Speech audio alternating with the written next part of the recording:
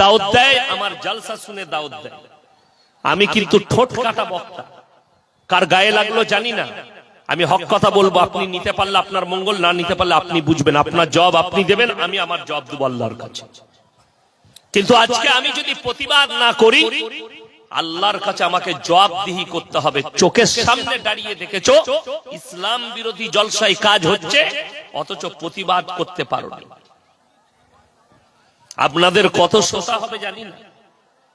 আমার মাদ্রাসায় 25 থেকে 30 হাজার শ্রোতা, জলসা 12টায় শেষ, বিরিয়ানির হাঁড়িও শেষ, জলসাও শেষ। 200 ডেক বিরিয়ানি করি, 40টা গরু জবাই হয়, 115 টাকা কিলো চাল। আপনি দেখাতে পারবেন না। এখানে দ্বিতীয় নম্বর যে ভুলটা হয়েছে সেটা হচ্ছে মায়েদিকে বেপরদায় বশ করানো। আমার মতো বক্তাকে দাওয়াত দিলে এইভাবে মায়েদিকে বশ করাবেন না। আগামীতে কালকে যে বক্তারা আসবে, মোল্লা আজিজুল আছে, লাস্ট দিনে আবু উবাইদা আছে, আমি বলছি প্যান্ডেলওয়ালাকে ডেকে কালকে ঘেরে দেন, একটা পর্দা দিয়ে দেন, ক্যামেরাওয়ালাকে ডেকে তারা পর্দার দায়রায় থাকুক। এই পরিবেশটা তৈরি করুন।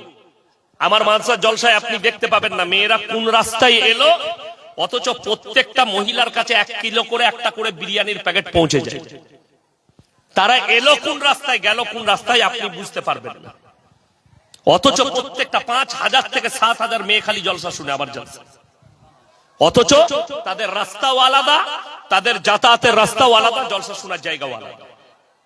আর জলসায় 3 থেকে 4টা চায়ের দোকান লটারি করে পারমিশন পাবে, মাদ্রাসার তালবিল ইলম নামটা তুলে দিবে, যার নাম আসবে সে দোকান বসাবে। 4টা চায়ের দোকান, যারা নেয় তারাও লস খায়। কেন? আমরা বলে দিয়েছি দোকান উঠাবার জন্য আমার ফাইসালা শুনেলেন। রাত্রি সন্ধ্যে 7টায় জলসা শুরু হবে, রাত 8টায় এশার নামাজ শেষ, বিরিয়ানি হাঁড়ি খুলে দাও, লোক খাক, চায়ের দোকানে বিক্রি জানো না, চায়ের দোকানে এমনি উঠে যাবে, বন্ধ, খাও দাও, বিরিয়ানি শেষ, জলসাও শেষ। আলহামদুলিল্লাহ লোক বসে জলসা শুনছে, কোনো অসুবিধা নাই। যাদের খাবার দরকার খাচ্ছে, এসে বসছে। জলসার স্টেজে আদায়ও করি না আল্লাহর কৃপায়, লোক টেবিলে টাকা দিয়ে যায়, দরকার হয় না। বড় কষ্ট লাগে, দুঃখ লাগে। এই গোটা দিনাজপুর, মালদা, মুর্শিদাবাদ জলসা করলে মেলা না বসালে জলসা হয় না, এটা দুঃখের বিষয়, বেদনার বিষয়। মাদ্রাসা মসজিদের জলসায় চ্যাংড়া ছেলেরা জলসা করবে, চ্যাংড়া ছেলেরা যারা গাঁজাখোর, মাতাল, মদখোর, গুটখাখোর, এরা জলসা করাবে, যা পারবে হারাম কাজ করবে। কেন? তারা তো আলেমের সাথে থাকে না, টাকা হয়েছে একটা জলসা করে দিলে। কিন্তু মাদ্রাসার জলসা, মসজিদের জলসা হলে খেয়াল রাখতে হবে, এখানে চায়ের দোকান ছাড়া কোনো দোকানই রাখা যাবে না। চায়ের দোকান কার জন্য? শীতকাল মানুষের 1 কাপ চায়ের প্রয়োজন পড়বে, খাবে, একটা চায়ের দোকান রাখেন, 2টো চায়ের দোকান রাখেন, 3টে রাখেন, মেলা বসাবেন। অনেক দোকানদাররা মনে করবেন, শুনেলেন মেলা ইসলামে এই জন্য হারাম। নাম্বার 1, একজন পর নারী আর পর পুরুষ নির্জনে এক কাছে হলে, 3য় নম্বর যে হাজিরি দেয় তার নাম শয়তান। এই নারীদের সুরক্ষার জন্য পুরো একটা সূরা নবীজির কাছে আল্লাহ অবতীর্ণ করলেন, সূরা ইউসুফ। এইখানে বুঝতে পারবেন আমাদের সমাজের লোক বুঝে না। আপনারা মনে করছেন আপনারা মৌলবি সাহেব, আপনারা আল্লাহওয়ালা লোক, আপনাদের চোখ একটা নারীর দিকে যাবে কেন? তোমার জানা নাই? কোরআন খোলো, ইউসুফ নবীর সামনে নিজেকে বেবস্ত্র করে দিয়েছে কে? জুলাইখা। ওয়াকালাত হাইতা লাকা, বাদ দিকে অগ্রসর হও। ইউসুফ নবী বলছেন, ওয়ালাকাদ হাম্মাত বি ওয়া হাম্মা বিহা লাউলা আর রাআ বুরহান রাব্বি। কিছুক্ষণের জন্য শয়তান আমাকে ওয়াসওয়াসা দিয়েছে, কিন্তু আল্লাহ, আমি পয়গম্বর, আল্লাহ আমাকে হিফাজত করেছে, আমার আল্লাহ আমাকে বাঁচিয়েছেন নবী বলে। কিন্তু একটা মৌলবি বাঁচতে পারবে না, যেহেতু আমাদের মৌলবিরা নিষ্পাপ নয়, নবীরা নিষ্পাপ, নবীরা জান্নাতি। আল্লাহ নবীদিকে হিফাজত করেছে, কিন্তু ইয়াসিনের হিফাজত হবে না। কেন? বাকি সব মানুষ পাপেতে ভরা, পুণ্য পাপ দুটোই আমাদের আছে। আপনারা এটা মনে করেন না ইয়াসিন সাহেব বয়ান করছে ধোয়া তুলসী পাতা। আমারও চলতে বলতে, উঠা বসায়, মিলামিশায়, পারিবারিক জীবনে আমারও পাপ হয়ে যেতে পারে। সেটা আমাকে ভাবতে হবে। আমি যদি ভাবি আমার দ্বারা কেউ কষ্ট পেয়ে গেল, তার কাছে ক্ষমা চেয়ে আমি ক্লিয়ার হলাম, ওটা আলাদা জিনিস। আপনি ক্লিয়ার হন। ওই জন্যে নাম্বার 1, আপনারা আগামীতে জলসা করলে কোনো দোকান পাট বসতে দিবেন না। যদি আল্লাহর কাছে কিছু পেতে চান, আজকে দেখুন আল্লামা ইকবাল এত দামি কথা লিখেছেন, ইস ঘর কো আগ লাগি ঘর কি চিরাগ সে। মুসলমান, তোমরা নিজেদের ঘরে নিজেরা আগুন ধরিয়েছো। নাম্বার 1, কোরআনের মধ্যে আছে, আপনারা বলুন সুদ খাওয়া হারাম না হালাল? হারাম। কোরআনে স্পষ্ট আছে, ওয়াহাল্লাল্লাহুল বাইয়া ওয়া হারামার রিবা। সুদ তোমাদের জন্য হারাম, আর ব্যবসাকে আল্লাহ হালাল করেছেন। জোরে বলুন সুবহানাল্লাহ। ব্যবসা হালাল। এইটার কারণে আজকে পশ্চিম বাংলার যত ইমাম আছেন, আমার বয়ান রেকর্ড হচ্ছে, কালকে হয়তো ছাড়বে ইউটিউবাররা, এই মাদ্রাসার ময়দানে বসে আমি বলে যাচ্ছি, প্রত্যেকটা আলেম উলামা ইমামের উচিত এই জওয়ানায় তারা যেন ইমামতির সাথে সাথে একটা ব্যবসায় লিপ্ত হয়, ব্যবসা করে। কেন? ব্যবসা করার পরে সচ্ছলতা এলে কওমের সামনে হক কথা বলতে তার কোনো দ্বিধাবোধ হবে না। আজকে একটা ইমাম, তার ভরসা ওই 6000 টাকা ইমামতির বেতন, ভয়ে হক কথা বলতে পারে না, যাতে তাকে মসজিদ থেকে সকালে বার করে দিলে বেচারা তার পরের মাসটা কি করে সংসার চলবে তে চিন্তা হয়। আজকে আমি যে জলসা করতে বসেছি, কেন আমি এই কথাগুলো বলছি? আমার কিন্তু চাকরি যাবার ভয় এখানে আছে, চাকরি যাবার ভয় নেই। যদি কমিটি বলে হুজুর এত কড়া বক্তব্য দিবেন না, আমার গাড়ি রেডি আছে, চাপবো, পালিয়ে যাবো, পয়সা ফেকো, তামাশা দেখো, হাম তোমার গোলাম নেই। এটা হচ্ছে আমার। কেন? আমি কারো গোলাম নই। কিন্তু দুঃখের বিষয়, পৃথিবীর যিনি শ্রেষ্ঠ মুফতি, মুফতি তাকি উসমানী পাকিস্তান, তিনি বলেছেন कि दुनिया के हर इमाम के लिए जरूरी है कि इमामती के साथ साथ कोई कारोबार कर ले, क्योंकि उसके पास अगर पैसा आ गया तो वो मेंबर में खड़ा होकर हक बोलने लगेंगे, कोई परेशानी नहीं। সে আর চাকরির পরোয়া করবে না। মাসে যদি একটা ইমাম 30,000 টাকা রোজগার করে, সে ওই 5,000 এর ভরসা করে কথা বিক্রি করবে না, আপনার মুখ তাকিয়ে কথা বলবে না। আমি আপনাকে বর্তমান জেলা যায় পশ্চিম বাংলায় দেখিয়ে দেবো, আমি জেলার নাম করব না। ইমাম সাহেব সুদের বয়ান করেছে, রাত 12টার সময় সুদখোররা এসে মসজিদে ইমামকে মার্ডার করার হুমকি দিয়েছে, মুসলিমরা অমুসলিমরা। এটা দুঃখের বিষয়। কেন? সেই ইমামটা যদি ব্যবসায়ী হতো তাহলে বলতে পারতো, এই আউট, তোদের আমি চাকরির পরোয়া করি না, হারামটা হারাম। আজকে ভেবে দেখুন, কোরআনে আল্লাহ স্পষ্ট হারাম বলেছে। আশা করি আপনাদের ভিটিআর এই এলাকায় কোন মুসলমান সুদ খায় না। ঠিক বললাম না? আপনারা হাসছেন, কথাটা বুঝতে পারেননি? এরপর ভেবে দেখুন, একটা মুসলমান জানে সুদ খাওয়া হারাম, সেই মুসলিম যদি সুদ খায়, সে আল্লাহর সঙ্গে দুশ্মনী করলো না? করলো না? আল্লাহর বিরুদ্ধে যুদ্ধ ঘোষণা করলো। রাসূল আকরাম সাল্লাল্লাহু আলাইহি ওয়াসাল্লাম হাদিস বর্ণনা করলেন, হে আমার সাহাবীরা, সবথেকে নিম্ন পাপ সুদ খাওয়ার, নিজের মায়ের সঙ্গে 36 বার জিনা করার সমান। নিজের মা, বিবি নয়, বিটি নয়, জন্মদাতা মায়ের সঙ্গে 36 বার জিনা করার সমান পাপ হবে কেউ যদি 1 টাকা সুদ খায়। আজকে আমি কেন বলছি? আমার মুসলমান কওমের বাঁচার দরকার আছে। আপনি বলছেন সংসার কি করে চলবে? তুমি চিন্তা করেছো? রাসূলের হাদিস অনুসরণ করেননি, কোরআনকে অনুসরণ করেননি। আমাদের সমাজে সবথেকে কম বেতন হচ্ছে মাদ্রাসা শিক্ষক আর ইমামদের। ঠিক বললাম না ভুল বললাম? কোনদিন শুনেলেন একটা ইমাম 6,000 বেতন পায়, একটা ইমাম 5,000 বেতন পায়, একটা মাদ্রাসার মৌলভী সাহেব 10,000 বেতন পায়? তুমি 50,000 টাকা রোজগার করো, 20,000 রোজগার করো, তোমার বরকত নেই, তোমাকে সুদে টাকা খাটাতে হচ্ছে। তোমার বরকত নেই, তোমার তোমাকে লটারির টিকিট কাটতে হচ্ছে। কত দুঃখের বিষয় আমার ভাই। একটা আলেম শুনেলেন রাসূল সাল্লাল্লাহু আলাইহি সাল্লামের হাদিস, হে আমার সাহাবীরা শোনো, যারা আল্লাহর রাস্তায় দ্বীনের পথে থাকবে আল্লাহ মৃত্যুকাল পর্যন্ত তাদেরকে ইজ্জতের রুজি দান করবেন। জোরে একবার বলুন সুবহানাল্লাহ। আল্লাহর রাস্তায় দ্বীনের পথে থাকলে আল্লাহ ইজ্জতের রুজি দান করবে। আপনি থেকে তো দেখুন, ফিরে এসে তো দেখুন। আজকে কষ্ট। লটারি টিকিট কাটা হারাম না হালাল? হারাম। আপনাকে দেখিয়ে দেবো আপনার ভিটিআর, আপনার এই এলাকায় দেখিয়ে দেবো মুসলমান লটারি কাটছে প্লাস লটারি বিক্রিও মুসলমান করছে। ঠিক বললাম না ভুল বললাম? অথচ সে জানে এটা হারাম। তার থেকে বড় রাসূলের দুশমন আর কেউ হতে পারে? তার থেকে বড় ডেঞ্জার দুশমন রাসূলের কেউ হতে পারে? আল্লামা ইকবালের লেখা কথা কত সত্য বুঝতে পাচ্ছেন? ইস ঘর কো আগ লাগি ঘর কি চিরাগ। আপনি অপরের ধর্ম নিয়ে সমালোচনা করছেন। আমাদের কিছু বক্তা আছে স্টেজে চেপে কারু দেবদেবী নিয়ে, কারু ধর্ম নিয়ে, কারু ঠাকুর নিয়ে সমালোচনা করছে, অথচ এই নিজের ধর্মকে এখনো নামাজি করতে পারল না, নিজের ধর্মকে হারামটা শিখাতে পারল না। অথচ কোরআন আছে, স্পষ্ট কোরআনের আয়াত আছে, ওয়ালা তাসুবুল্লাযীনা ইয়াদউনা মিন দুনিল্লাহি ফায়াসুবুল্লাহা আদওয়াম বিগাইরি ইলম। তোমরা তাদেরকে গালি দিও না যারা আল্লাহ ব্যতীত অপরের উপাসনা করে, দেবদেবীর উপাসনা করে। তুমি তার দেবদেবীকে, তার ধর্মকে গালি দিও না। অজ্ঞাত অবস্থায় তোমার আল্লাহকে গালি দেবে। আজকে আপনারা বলুন, দাড়ি কাটা সুন্নত না দাড়ি রাখা সুন্নত? কথা বলো।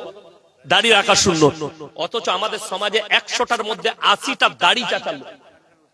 কথাটা ঠিক কি না? বড় কষ্ট লাগে। আপনারা একটু দূরে গেলেই বর্ডার পাবে। বাংলাদেশ বর্ডার আছে না নাই? আছে। দিনাজপুরে আছে, দক্ষিণ দিনাজপুরে, উত্তর দিনাজপুরে আছে, মালদায় আছে, মুর্শিদাবাদে আছে। আপনি খোঁজ নিয়ে দেখুন। আমাদের দেশে একটা কমিউনিটি আছে, একটা জাতি আছে, তারা হচ্ছে পাঞ্জাবি। পাঞ্জাবিরা ডিফেন্সের চাকরি করে। যাদের কাছে বড় মোবাইল আছে, গুগল আর ইউটিউব সার্চ করুন। যারা ডিফেন্সে চাকরি করছে পাঞ্জাবিদের ছেলে, মাথায় পাগড়িও আছে, মুখে দাড়িও আছে। পুলিশের চাকরি করছে পাঞ্জাব পুলিশ, ডিআইজি বার করুন, পাঞ্জাব পুলিশের ডিআইজি। এসপি বার করুন, ডিএসপি বার করুন, মাথায় পাগড়ি, মুখেতে দাড়ি। তাদের দাড়িতে কেউ হাত লাগাতে গেলে সর্বপ্রথম তাদের গর্দনটা তলোয়ারে করে নামিয়ে দেয়। আজকে সরকারও তাদেরকে বাধা দিতে পারেনি যে তুমি চাকরি করলে দাড়ি কাটবে, অথচ মুসলমান চাকরি করতে গেলে পুলিশের তাকে দাড়ি চাচতে হয়। ঠিক বললাম না ভুল বললাম? উত্তরপ্রদেশ সরকার, যোগী আদিত্যনাথের সরকার 5 বছর আগে একজন থানার ওসি বড় বাবু এত বড় বড় দাড়ি রেখেছিল, মুসলিমদের ছেলে, তাকে সাসপেন্ড করা হয়েছিল। খুদ ডিজি সাসপেন্ড করেছে। দাড়ি চাচো, তারপরে ডিউটি জয়েন করবে। বেচারাকে দাড়ি চাচতে হয়েছে।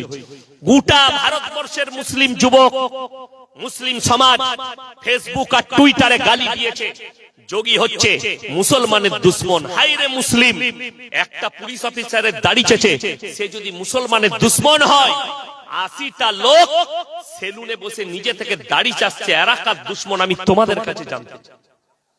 আপনি ফেসবুক খুলেন, 6 ডিসেম্বর গোটা ভারতবর্ষের যুবকরা ফেসবুকে পোস্ট করেছে, আমাদের বাবরি ভেঙে গেছে, আমরা ভুলবো না, আমাদের বুকটা ফেটে যাচ্ছে বাবরি মসজিদের লেগে।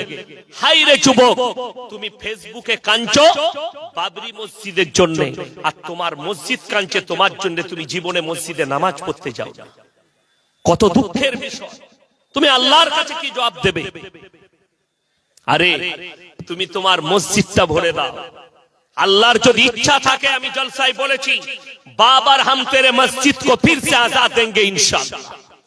এটা যদি আল্লাহর ইচ্ছা হয়, আবার আজান হতে পারে না পারে না। সেদিনে মুর্শিদাবাদ জেলার একজন এমএলএ বলেছে, হুমায়ুন কবির বাবু কে আমি মুর্শিদাবাদের দ্বিতীয় বাবরি মসজিদ তৈরি করব। আমি বলেছি ওখানে আমিও চাঁদা দেব ইনশাআল্লাহ। তো আল্লাহর ইচ্ছা থাকলে এত জমিন আছে। আরে মসজিদ ভাঙো, আমরা বাপের জায়গায় মসজিদ করতে পারবো না? পারবো না। তুমি নিজের মসজিদে নামাজ পড়ো না, আর বাবরির জন্য কাঁদছো।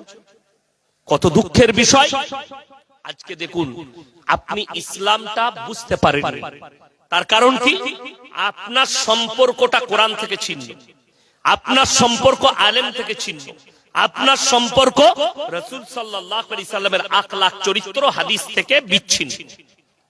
আপনার মাথায় কে বাসা বেঁধেছে? মুসলিমদের সর্ববৃহত্তম বাসাটা বেঁধেছে বেঈমান কাফের ইহুদি নাসারার আপনার মাথায় বাসা বেঁধেছে। এমন জাল ছুড়েছে, ওই জাল থেকে আপনি বেরোতে পারবেন না। তা না হলে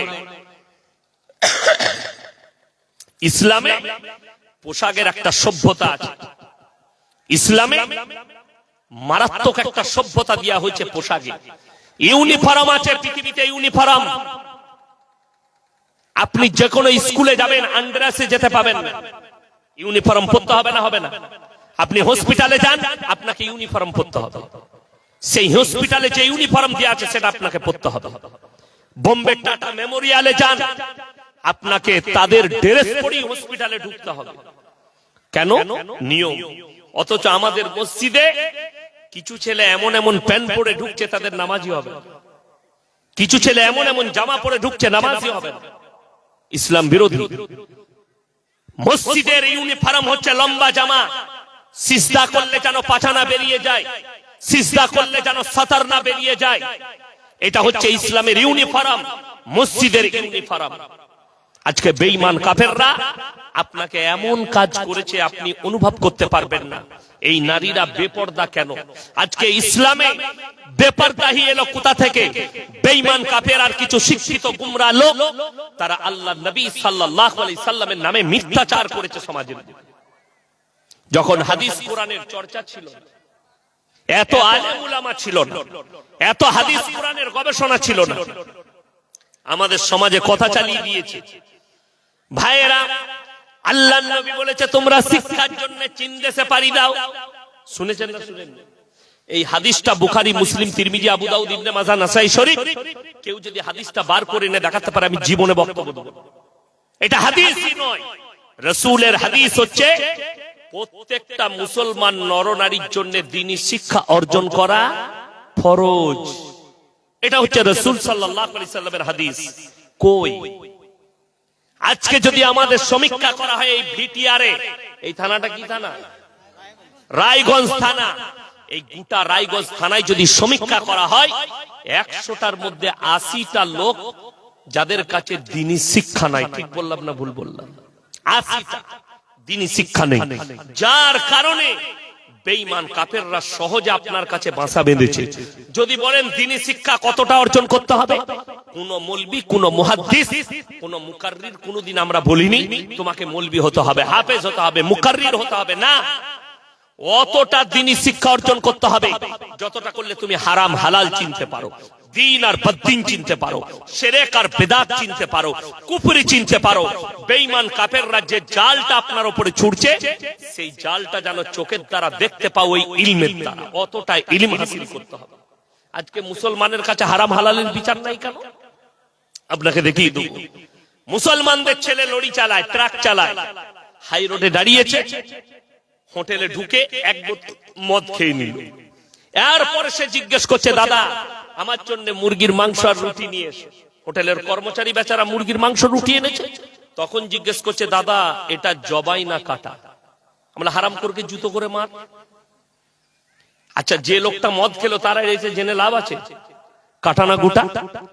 শুনেলেন, ইসলামী শরীয়তে আমার আল্লাহ রাব্বুল আলামিন দোয়া কবুলিয়াতের জন্য সর্বপ্রথম যে শর্তটা রেখেছে সেটা হচ্ছে হালাল খাবার। সর্বপ্রথম হালাল খাবার। আপনি হালালটাই চিনতে পারলেন না কেন? এই ছেলেটা মদ খাওয়ার পরে এটা জিজ্ঞেস করতো না কাটা না গোটা। যদি তার মধ্যে দ্বীনি শিক্ষা থাকতো, সে জানতো মদ স্পর্শ করা যেমন হারাম, কাটা মাংসটাও হারাম। সকালে উঠে যদি আপনি রায়গঞ্জে যান, কোন হোটেলে কিংবা রেস্টুরেন্টে খেতে গেলে আপনার জিজ্ঞেস করা জরুরি মুরগিটা জবাই না কাটা। ঠিক কিনা কথা বলে? আপনি যেখানে যাবেন, মালদা যান, কলকাতা যান, দিল্লি, মুম্বাই যান, হোটেলে ঢুকে জিজ্ঞেস করা জরুরি মুরগিটা জবাই না কাটা, মাংসটা জবাই না কাটা। আপনার জন্য শর্ত রেখেছেন আমার আল্লাহ হালাল খাবার। চলুন আপনি বুঝে গেলেন ইয়াসিন সাহেব রাতের বেলায় এসেছিল, তিনি বলে গেছেন জবাই করা মাংস নিবি। সকাল বেলায় উঠে আপনার বাজারে গিয়ে বলছেন এই রাত্রে জলসা শুনেছি 1 কিলো জবাই করা মাংস দে। কিনছেন জবাই করা মাংস, টাকাটা কিন্তু সুদের টাকা, সেই একই মাল দাঁড়িয়ে। কথাটা বুঝাতে পারলাম? টাকাটা সুদের, মুরগিটা জবাই, একই দাঁড়িয়ে গেল। কেন? আপনি তো হারাম হালালটাই চিনতে পারেননি, আপনার কাছে দ্বীনি জ্ঞান নেই। যদি চিনতেন আপনি সুদখোর হতেন না, আপনি মাতাল হতেন না। আল্লাহ রাব্বুল আলামিন, আপনি ভাবতে পারবেন না একটা অমুসলিম ভাই কতটা রেসপেক্ট করে আপনাকে। আপনি যদি এই 34 নম্বর জাতীয় সড়কে চাপেন, কলকাতার দিকে যান, বহরমপুর ঢোকার আগে, পলসন্ডা মোড়ের আগে যাবার সময় ডান হাতে পড়বে পাপ্পুদা ধাবা, একদম রোডের ওপরে। আমি প্রায় নাস্তা করি, চা খাই, পেরিয়ে এলে ওই হোটেলটা পাঞ্জাবিদের হোটেল, মাথায় পাগড়ি, মুখে দাড়ি, 2 ভাই চালাচ্ছে, বসে আছে। তার হোটেলে বোর্ড দিয়ে আছে মদ এখানে পান করা নিষেধ, মদ বিক্রি নিষেধ, এমনকি বোর্ড দিয়ে আছে নো স্মোকিং, এখানে কোনো বিড়ি সিগারেট এই ধরনের জিনিস পান করা যাবে না। হোটেল একদম পুলিশের বোর্ড দিয়ে আছে। আপনি অবাক হবেন, কেন? সে জানে, তারা জানে আমরা যেখানে ব্যবসা করছি এটা মুসলিম প্রধান এরিয়া, আর এখানে মুসলমানদের মদ স্পর্শ করা হারাম। আর আমি দেখিয়ে দেবো তার হোটেল থেকে 10 কিলোমিটারের মাথায় মুসলমানদের হোটেল, হারামখোর মদ খায়, মদ বিক্রিও করছে। আপনি বলুন এই লোক কি মুসলমান? এ নিজেকে দাবি করছে, আপনি দাবি করছেন আমি মুসলমান, অথচ সমস্ত রকমের হারাম কাজ আপনার মধ্যে আছে। আপনি কি করে দাবি করছেন? আল্লাহর কসম, রাসূল আকরাম সাল্লাল্লাহু আলাইহি সাল্লামের সাহাবীরা কালমা পড়েছেন, তাদের কাছে যত বিপদ এসেছে সেখান থেকে সরার কোনো রাস্তা নেই। আজকে যারা আমার বাপের বয়সী আছেন তারা জানে, ইনাদের বাপ দাদরা মিথ্যা বলতে ভয় খেত, গুনাহ হবে বলে, পাপ হবে বলে। আজকে আমাদের সমাজের লোক সত্য কথা বলতে ভয় খাচ্ছে, কেউ কলারটা টিপে ধরবে বলে ভয় খাচ্ছে। আমি সত্য কথা বলে দিলে আমার কলারটা কেউ টিপে ধরবে, আমি যদি মেম্বারে দাঁড়িয়ে সত্য কথা বলি আমার কলারটা টিপে ধরবে। ওই জন্য সত্য বিলুপ্ত হয়ে যাবে, কিয়ামতের পূর্বে মিথ্যা প্রশ্রয় পেয়ে যাবে, সমাজে মিথ্যা চলে আসবে আর সত্য বিলুপ্ত হয়ে যাবে। হক বললে বলা থাকবে না, হক মিটে যাবে। আল্লাহর নবী সাহাবীরা কামিয়াবি পেয়েছে খালি হকের উপরে টিকে।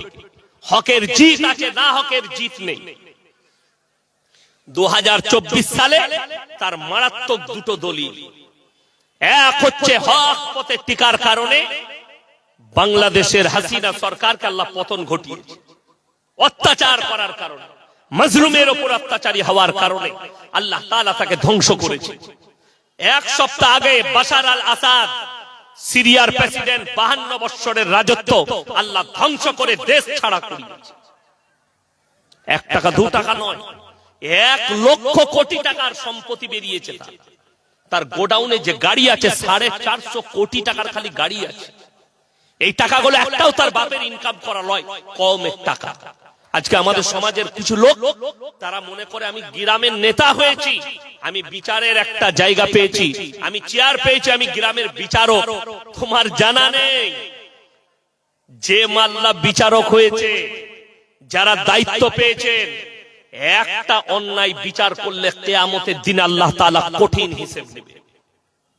এই নেতা মন্ত্রী রাজা বাদশারা এরা বেশিরভাগ জাহান্নামে যাবে খালি মাজলুমের উপরে অত্যাচার করার কারণে।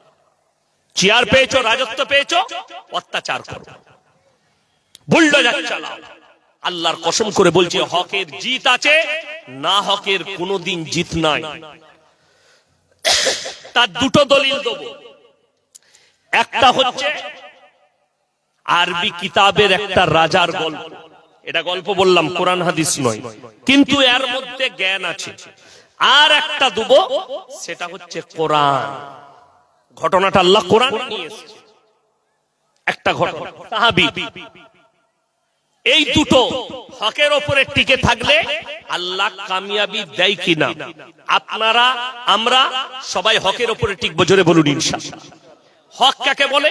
আপনি রাস্তা দিয়ে পেরিয়ে যাচ্ছেন, আপনি দেখতে পাচ্ছেন একটা গরিবের উপরে, মজলুমের উপরে অন্যায় হচ্ছে, আপনি প্রতিবাদ করলেন, এটাই হক। প্রতিবাদ করলেন হক। আপনি দেখতে পাচ্ছেন আপনি গ্রামের মানুষ, বিচার হচ্ছে 16 আনার মধ্যখানে, আপনি বুঝতে পাচ্ছেন এই লোকটা হক পথে আছে, কিন্তু গাঢ় দুধের চা খেয়ে বিচার পাল্টিয়ে যাচ্ছে। ওইখানে হক বলাটাই হচ্ছে ইমানদারির কাজ। যে লোকটা বলল তার কথাটা যদি কার্যকারী নাও হয়, এটার বদলা আল্লাহ তাকে কিয়ামতের দিনে জান্নাত নসিব করবেন, জোরে বলুন সুবহানাল্লাহ। আর চোখের সামনে যদি দেখে অন্যায় হচ্ছে, আর আপনি যদি নখ বাজান, সালা ভালোই হচ্ছে, লোকটাকে দেখ, আপনি কিয়ামতের দিনে পাকড়াও হবে। চলুন, ঘটনা কি? একজন বাদশা, ইমানদার বাদশা, তিনার বয়স হয়েছে 80 বছর। কত বললাম? 80। বাদশা 3টে বেটা। কটা বেটা বললাম? 3টে।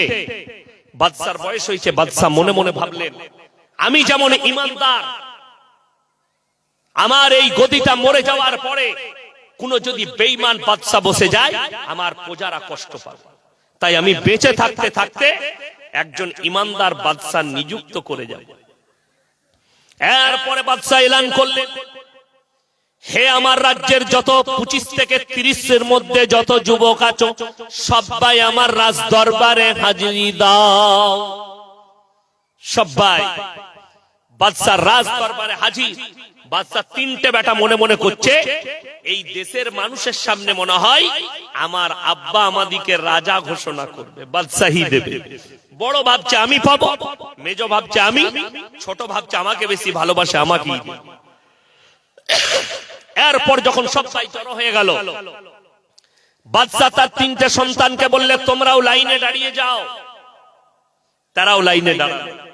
এরপরে বাদশা এলান করলেন, হে আমার রাজ্যের যুবকেরা শোনো, তোমাদের কাছে আমি 1 বছর যাবত একটা পরীক্ষা নেব, একটা করে ফলের বীজ দেব, যার গাছটা 1 বছর পরে সব থেকে সুন্দর হবে, আমি তাকে আমার রাজত্ব দান করব। এরপরে তার প্রজাকে বলে, এই ফলের বীজটা নিয়ে এসো, ঢেলে দাও বস্তাটা। সবাই একটা করে বীজ কুড়িয়ে নিল। লাস্টে একটা যুবক, ইমানদার ছেলে, তার নাম মাহমুদ, নামাজি, বুড়ি মায়ের সঙ্গে ঝুপড়ি বাড়িতে বাস করে, কিতদার, লোকের খেজুরের বাগানে কাজ করে। সে লাস্টের বীজটা একটাই পড়েছিল, সেটা কুড়িয়ে নিয়ে গেল। মাকে বললে, মা, বাদশা এলান করেছে যার গাছটা 1 বছর পরে সুন্দর হবে, বাদশা তাকে রাজত্ব দেবে। একবার বলো তো গাছটা কিভাবে রোপণ করব? বলে, বিসমিল্লাহ বলে লাগাও। একটা টবের মধ্যে গাছ লাগালেন, বিসমিল্লাহ বলে বীজ রোপণ করলেন। সকাল আর সন্ধ্যা পানি দেয়, আল্লাহর কাছে দোয়া করে, আল্লাহ তুমি আমাকে রাজত্ব দাও। নামাজি ছেলে দোয়া করছে আল্লাহর কাছে, আল্লাহ রাজত্ব দাও, তুমি আমার গাছটা সুন্দর করো। এরপরে 3টে মাস কেটে গেল। গোটা রাজ্যের যত যুবক আছে সব বাড়ির টবেতে গাছ বেরিয়েছে, কিন্তু মাহমুদের টবেতে কোনো গাছ বের হয়নি। মাহমুদ আল্লাহর কাছে কাঁদলেন, আল্লাহ আমি হকের ওপরে আছি, আমি একজন ইমানদার ছেলে, আমার টবে কেন গাছ বের হয়নি? আল্লাহর কাছে রোজ কাঁদছেন। 6টা মাস কেটে গেল, এমনকি 9, এমনকি 12টা মাস কেটে গেল, কিন্তু মাহমুদের টবেতে গাছ বের হয়নি। এরপরে বাদশা এলান করলেন, হে আমার রাজ্যের যুবকেরা শোনো, তোমরা অমুক তারিখে সবাই নিজের নিজের গাছ নিয়ে আমার রাজ দরবারে হাজিরি দাও। সমস্ত যুবক সকালবেলায় ফজরের পরে গোসল করে নতুন নতুন জামা লাগিয়ে টব নিয়ে যাচ্ছে গাছ নিয়ে। মাহমুদ ফজরের নামাজ পড়ে এসে বাড়িতে মন মারা হয়ে বসে আছে। মা জিজ্ঞেস করছে, বাবা তোমার মন এত খারাপ? মা, বাদশা আজকে বলেছে গাছগুলো নিয়ে যেতে, আমার টবে কিছুই নাই, কি নিয়ে যাও? মা বললে, বাবা মাহমুদ, তুমি হকের উপরে টিকে আছো, তুমি এই খালি টবটা নিয়ে যাও। মা পাগল বলবে লোকে। বলে, আমি মা বলছি, মায়ের হুকুম পালন করো, তুমি নিয়ে যাও।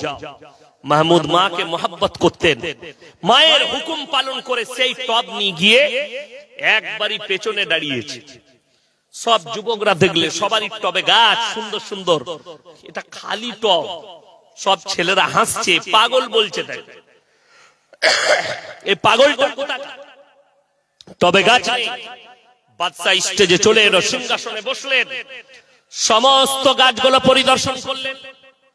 এরপরে এলান করলেন, হে আমার রাজ্যের যুবকদের মধ্যে একদম পেছনে দেখছি যার টবেতে কোনো গাছ নেই, তোমার নাম কি? বললে, হুজুর আমার নাম মাহমুদ। তুমি তোমার ওই টবটা নিয়ে আমার সিংহাসনের কাছে এসো। মাহমুদ ভয় খেয়েছে, বাদশা মারবেনি। খালি টব নিয়ে আস্তে আস্তে এসে নামালো, আর বাদশাকে বললে, আল্লাহর কসম আমি মাহমুদ, আমি 5 ওয়াক্তের নামাজি ইমানদার ছেলে বাদশা। আমি বীজ লাগিয়েছি, কেন আমার গাছ হয়নি তা আমি নিজেই জানি না, এবং বিসমিল্লাহ বলে লাগিয়েছি, আল্লাহর উপরে বিশ্বাস আছে আমার। মাহমুদের এই কথা শুনে বাদশা একটু মুচকি হাসলেন আর বললেন, মাহমুদ ভয় খাচ্ছ? ভয়ের কিছু নাই, উঠে এসো। স্টেজে ডাকলেন, বাদশা সিংহাসন ছেড়ে দাঁড়িয়ে গেলেন আর বললে, মাহমুদ বসো তুমি আমার সিংহাসনে। মাহমুদ মনে মনে ভাবছে, আল্লাহ এই ছেলেগুলো তো আমাকে পাগল বলছে, বাদশাও আমার সাথে মজাক করছে কেন? বাদশা তো এলান করেছে যার গাছটা সুন্দর হবে তাকে রাজত্ব দেবে, বাদশা আমাকে কেন বসাচ্ছে সিংহাসনে? তাহলে বাদশাও মজাক করছে। এরপরে বাদশা বললে, হ্যাঁ আমার রাজ্যের যুবকেরা শোনো, আজকে আমি তোমাদের সামনে একজন ইমানদার বাদশা নিযুক্ত করছি, যার নাম হচ্ছে মাহমুদ। সমস্ত যুবক বলে উঠল, বাদশা আপনি বলেছিলেন যার গাছটা সব থেকে সুন্দর হবে তাকে আপনি রাজত্ব দেবেন। বাদশা বললেন, অবশ্যই বলেছিলাম, কিন্তু যে বীজটাই আমি তোমাদিকে দিয়েছিলাম গরম পানিতে সিদ্ধ করে দিয়েছিলাম, তোমাদের কেমন করে গাছ বের হলো? তোমরা সবাই 2 নম্বরই করে বাজার থেকে অন্য বীজ কিনে এনে রোপণ করেছো। একমাত্র মাহমুদ সেই হক পথে আছে, আমার ওই বীজটা রোপণ করার কারণে তার টবেতে কোনো গাছ বের হয়নি। তাই আজকে আমার এই সিংহাসনের উত্তর অধিকারী একমাত্র এই ইমানদার মাহমুদ। জোরে বলুন সুবহানাল্লাহ। হকের উপরে টিকে থাকার কারণে আল্লাহ রাজত্ব দান করলেন। এটা একটা আরবি কিতাবের গল্প শোনালাম।